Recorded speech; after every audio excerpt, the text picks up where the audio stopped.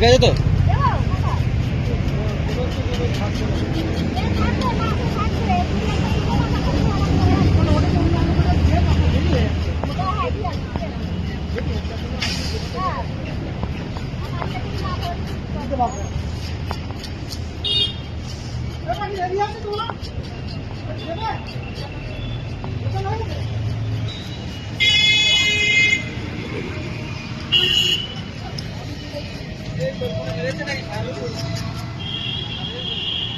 দেখো আজকে বাজারে ছাটিং মাছ পেলাম না কোথাতেও, তো আজকে এই যে খুব বড় বড় তিনখানা আজকে এই যে সিলভার কাপ মাছ আজকে নিয়েছি ওদের জন্য।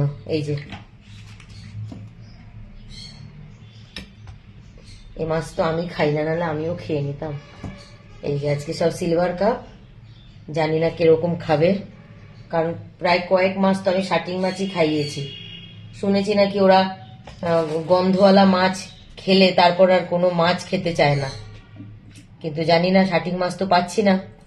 এই যে কতগুলো তেলও দিয়েছে ওদের, এই টোটালটাই ওদের 4 কেজি 700, এক এক কেজি এখানে নিয়েছে 140 টাকা, 4 কেজি 700।